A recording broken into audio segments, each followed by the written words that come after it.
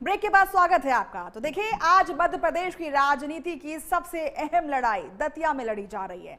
दतिया विधानसभा उपचुनाव के लिए आज मतदान हो रहा है, लेकिन ये सिर्फ एक सीट का चुनाव नहीं, ये बीजेपी के लिए अपनी प्रतिष्ठा बचाने की चुनौती है। कांग्रेस के लिए वापसी का मौका है और सबसे बड़ी बात, इस चुनाव में हर किसी की नजर एक ऐसे नेता पर है जो खुद चुनाव नहीं लड़ रहे हैं। कौन है वो है डॉक्टर नरोत्तम मिश्रा। आखिर क्यों दतिया का ये उपचुनाव इतना अहम माना जा रहा है, आइए समझते हैं। दरअसल दतिया सीट कांग्रेस विधायक राजेंद्र भारती की विधानसभा सदस्यता समाप्त होने के बाद खाली हुई थी। अब इस सीट पर उपचुनाव हो रहा है और मुकाबला काफी दिलचस्प माना जा रहा है। अब आपको हम वो रिएक्शंस बता देते हैं, उन उम्मीदवारों के रिएक्शंस जो इस इलेक्शन से पहले आ रही हैं। आप भी सुन लीजिए।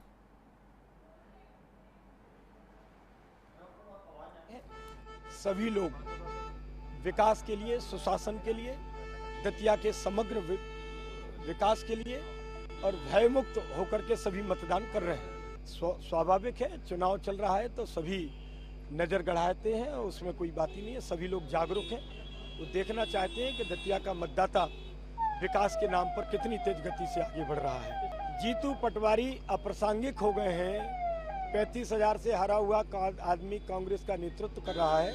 उनको मस्खरेपन के व्यवहार से बाहर निकलना चाहिए ताकि उनकी एक गंभीर नेता के नाते इमेज बने। मतदाताओं से अपील है कि भारी संख्या में उपस्थित हों, वोट डालें और कांग्रेस को वोट दें। ऐतिहासिक जीत हमें दिलाएं। भाजपा की जो अहंकारी सरकार है उसके अहंकार को तोड़ें। नहीं, देखिए क्या है, भारतीय जनता पार्टी की सरकार का पूरा मंत्रिमंडल यहाँ पड़ा रहा और बहुत से लोग बाहर से उनके द्वारा बुलाए गए, इसलिए हमारे लोग जो हैं 28 तारीख को शाम को 5 बजे बाहर चले गए। लेकिन हाँ, दतिया जिले के बॉर्डर पर दिनारा में, झांसी में, डबरा में सब सीनियर नेता रुके हुए हैं और उन्होंने प्रशासन को चेतावनी दी है कि भारतीय जनता पार्टी के अगर मंत्री या कोई सीनियर लीडर यहाँ रहेगा और आप उनको बाहर नहीं करेंगे तो हम इकट्ठे चारों तरफ से आ जाएंगे और हम भी आएंगे, फिर हम भी मौजूद रहेंगे।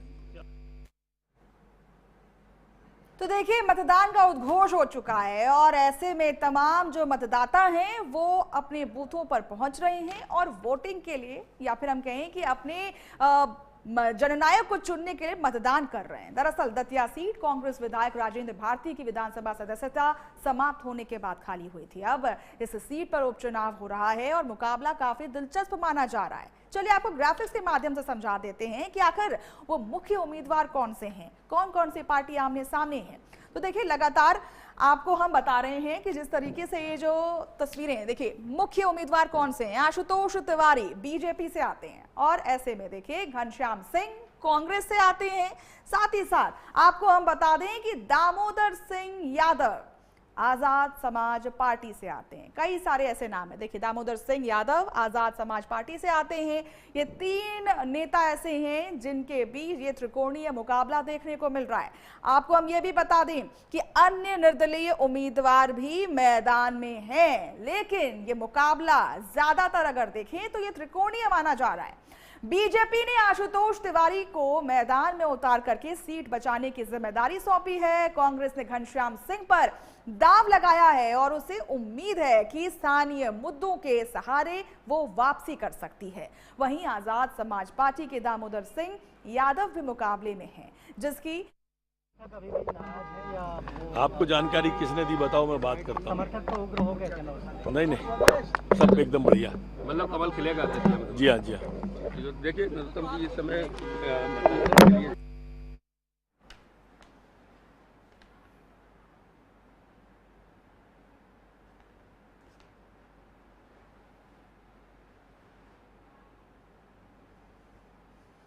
तो देखिए, चुनाव क्यों खास है ये भी समझना बेहद अहम हो जाता है। आपको हम ग्राफिक्स के माध्यम से ये भी समझा देंगे कि आखिर ये चुनाव में कौन कौन से ऐसे पेच हैं जो फंस रहे हैं। देखिए, चुनाव खास क्यों है? बीजेपी के लिए प्रतिष्ठा की लड़ाई है, क्योंकि देखिए जिस तरीके से ये गढ़ मानी जाती है, ऐसे में अपना गढ़ बचाना बेहद जरूरी हो जाता है। कांग्रेस की वापसी की कोशिश हो रही है। लगातार कांग्रेस वो मुद्दे उठा रहा है जो जनता से सरोकार होते हैं और इसी के बीच देखिए 2018 2028 विधानसभा चुनाव से पहले बड़ा संकेत देने की कोशिश की जा रही है। आपको हम बता दें, लेकिन इस चुनाव की सबसे बड़ी चर्चा उम्मीदवारों से ज्यादा एक नाम को लेकर रही है, डॉक्टर नरोत्तम मिश्रा। ये भी समझा देते हैं कि डॉक्टर नरोत्तम मिश्रा का फैक्टर क्या है कुछ क्यों उनके बारे में बात हो रही है जबकि वो उम्मीदवार भी नहीं है। तो आपको हम बता दें कि दतिया का सबसे बड़ा राजनीतिक चेहरा है। आपको हम बता दें, दतिया का सबसे बड़ा राजनीतिक चेहरा रहे हैं वो, और ऐसे में बड़े कैबिनेट मिनिस्ट्री को भी संभाल चुके हैं। टिकट नहीं मिला लेकिन वो स्टार प्रचारक बन गए। फिर भी बीजेपी प्रचार का प्रमुख चेहरा मानती है उनको, और उनको पूरी कमान संभालने के लिए दी गई थी। देखिए, फिर भी बीजेपी प्रचार का प्रमुख चेहरा मानती है उनको बनाया गया, और पूरा जो इस चुनाव को कराने का पदभार है वो उन्हें दिया गया था। साथ ही साथ आपको बता दें, कार्यकर्ताओं को एकजुट रखने की उन्हें जिम्मेदारी दी गई थी कि जिस तरीके से उनका नाम कटा था, कार्यकर्ताओं में भारी रोष देखने को मिल रहा था। तब जाकर के बीजेपी ने सारे कार्यकर्ताओं को एकजुट रखने के लिए उन्हें जिम्मेदारी दी, और अब देखिए लगातार वो कैंपेनिंग करते हुए नजर आ रहे थे बीते दिनों। हालांकि इस बार बीजेपी ने नरोत्तम मिश्रा को टिकट नहीं दिया, लेकिन पूरे चुनाव प्रचार में पार्टी ने उनके प्रभाव का भरपूर इस्तेमाल किया। मुख्यमंत्री मोहन यादव, केंद्रीय मंत्री ज्योतिरादित्य सिंधिया और प्रदेश अध्यक्ष वीडी शर्मा समेत कई बड़े नेताओं ने उनके साथ मंच साझा किया। दूसरी ओर कांग्रेस की ओर से जीतू पटवारी और प्रदेश नेतृत्व ने मोर्चा संभाला था। ग्राफिक्स के माध्यम से आपको अब ये भी बता देते हैं कि स्टार प्रचारक कौन कौन से रहे हैं, कौन कौन सी पार्टियां हैं जिन्होंने भव्य जो कैंपेनिंग है वो करी थी। सबसे पहले बीजेपी की बात कर लेते हैं। मोहन यादव, ज्योतिरादित्य सिंधिया। आपको बता दें कि ये तमाम ऐसे नेता हैं जिन्होंने ये जो कैंपेनिंग की प्रक्रिया है उनको अंजाम दिया। वीडी शर्मा और नरोत्तम मिश्रा ये ऐसे बड़े नेता हैं, प्रभावशाली नेता हैं जिन्होंने वहां पर कैंपेनिंग करी और लोगों को जन जन तक वो पहुंचने की कोशिश कर रहे थे। बात कर लेते हैं कांग्रेस की। जीतू पटवारी और वरिष्ठ प्रदेश नेतृत्व, यहां पर मुख्य चेहरा जो है वो जीतू पटवारी थे, जिन्होंने एक भव्य रैली की थी, लोगों के सामने जुड़े थे। और इस खबर पर देखिए हमारे साथ सत्येंद्र जुड़ चुके हैं। सत्येंद्र, बड़ा ये रणनीति मानी जा रही है या फिर हम कह लें कि एक बड़ा चुनाव माना जा रहा है। बीजेपी इस चुनाव में विकास, संगठन और मजबूत बूथ मैनेजमेंट पर भरोसा जता रही है। ऐसे में कितनी स्ट्रांग दिख रही है बीजेपी धरातल की बात करें तो?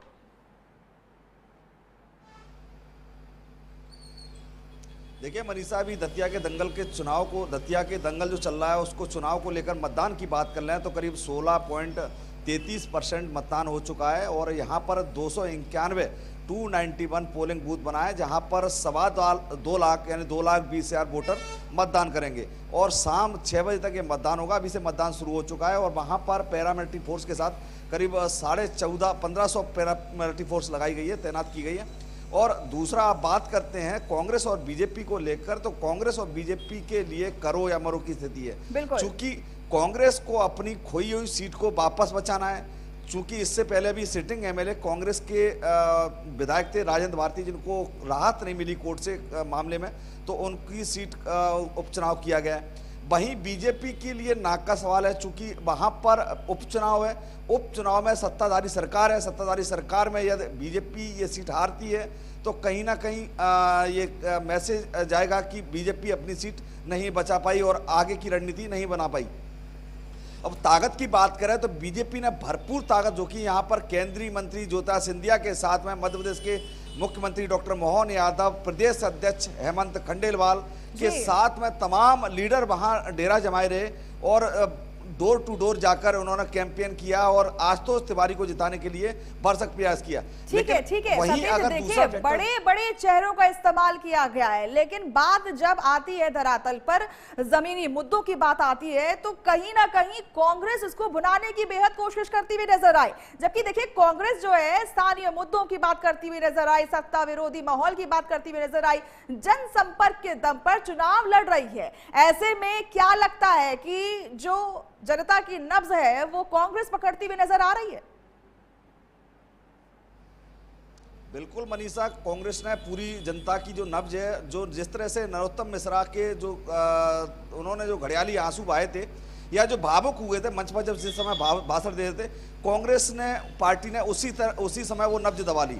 और नब्ज दबाने के बाद से जिस तरह से रणनीति से चुनाव प्रसार करना था, चूंकि जैसे भाजपा ने चुनाव प्रसार किया है, जितने भी बड़े लीडर्स थे वो उसमें सामने आए और उन्होंने आके उसका मैदान में उतरे और आशुतोष तिवारी के लिए वोट बैंक के कैंपेन की। वहीं अगर देखा जाए तो कांग्रेस के लीडर्स मैदान में नहीं आ पाए और उतना घनश्याम सिंह जो राजघराने से आते हैं उनके लिए प्रचार नहीं किया, चूंकि इनको पता था कि नरोत्तम मिश्रा के 2028 का चुनावी सामने है।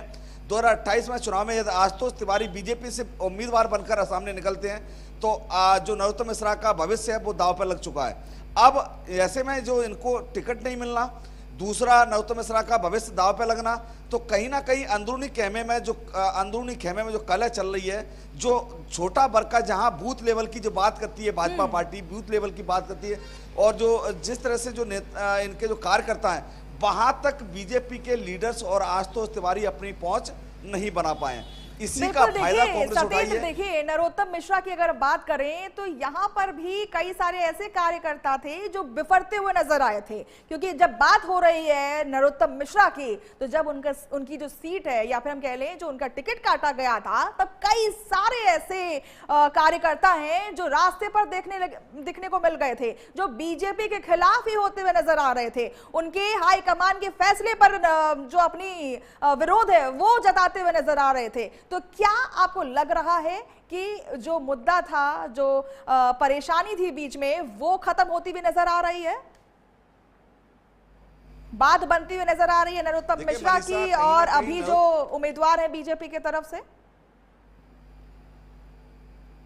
देखिए मनीषा, नरोत्तम मिश्रा कहीं ना कहीं कद्दावर नेता है। वो अगर उनको टिकट नहीं मिला, उससे पहले वो हारे, तो बराबर जो उनके कांग्रेस के जो वहां पर सिटिंग एमएलए थे राजेंद्र भारती, उनके बराबर उससे कहीं अधिक वो पावर रखते थे और अपना दखल रखते थे। बिल्कुल। बीजेपी जो जिस तरह से दतिया में एंट्री हुई है और वहां पर जिस तरह से नरोत्तम मिश्रा का टिकट कटने के बाद जो वहां बवाल देखने को मिला, तोड़फोड़ हुई, बीजेपी कार्यालय में तोड़फोड़ हुई, सड़कों पर जो जनमानस है वो उतर गया, तो ये पहली बार बीजेपी पार्टी में इस तरह से मुखर होना ये संकेत दे गया था कि कहीं ना कहीं जो कांग्रेस की जिस तरह से जो ये द्वंद्व देखने को मिलता था वो बीजेपी में देखने को मिला। तो अब ये साफ कहा जा सकता है कि नरोत्तम मिश्रा ने ये तो कह दिया कि वो पार्टी के साथ में आशुतोष तिवारी को जितवाएंगे, आशुतोष तिवारी को वोट दें और आशुतोष तिवारी के वो साथ में खड़े हुए हैं।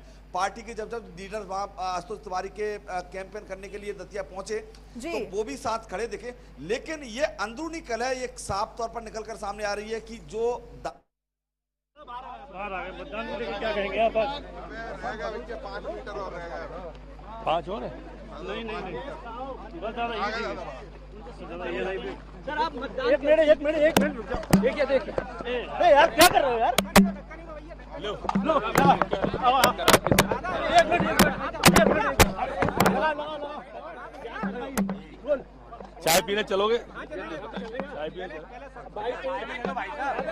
हम आपके साथ पियेंगे जरूर, लेकिन अभी किस तरह से क्या सोच रहा है मतदान करते समय क्या रहा? भारतीय जनता पार्टी जीते ये सोच था, दतिया का विकास हो ये सोच था, कमल का बटन दबाया है। और पूछो। सर अभी जो जिस तरह से मतदान हो रहा है, 17% मतदान हो चुका है 9 बजे तक, क्या लगता है इतना रुझान आगे जब 2023 का था 79% हुआ था, उस हिसाब से क्या लग रहा है? मौसम के हिसाब से भी थोड़ा प्रभावित होता है, लेकिन आराम से अच्छा मतदान होगा। सर कांग्रेस के कैंडिडेट ये आरोप लगा रहे हैं कि बीजेपी बूथ कैप्चरिंग कर सकती है। तो कांग्रेस जब हारती है तो ऐसे ही आरोप लगाती है, ये हताशा और निराशा का परिचय होता है। जो दामोदर हैं यादव, वो लगातार आपके खिलाफ बोलते रहे और अब उनका कोई अता पता नजर नहीं आ रहा है। ये वो ज़्यादा अच्छा बता पाएंगे, पता मुझे भी नहीं है। लेकिन लगातार जिस तरह से विकास दतिया में हुआ, क्या उसी को जनता चाह रही कि आगे बढ़ता रहे, क्या रहे, या 2.5 साल में जो बंद हो गया था? नहीं, विकास पसंद दतिया की जनता है, वो विकास को पसंद करे। चुनाव से पहले कुछ घटनाक्रम सामने आ रहे हैं। कल्लू कुशवाहा पत्नी का वीडियो वायरल हुआ और बीजेपी जिलाध्यक्ष का लेटर वायरल हो रहा है, क्या कोई वो लेटर भ्रमपूर्ण है, कांग्रेस के द्वारा प्रायोजित है और इस तरह के भ्रम कांग्रेस फैलाती रहती है। माननीय जिला अध्यक्ष जी ने स्वयं ने उसका खंडन किया है।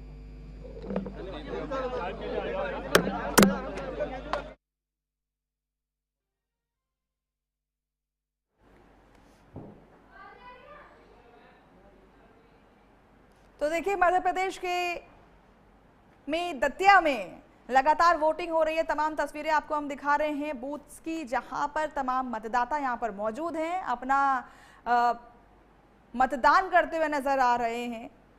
और ऐसे में देखिए, उपचुनाव का जो रण है वो शुरू हो चुका है।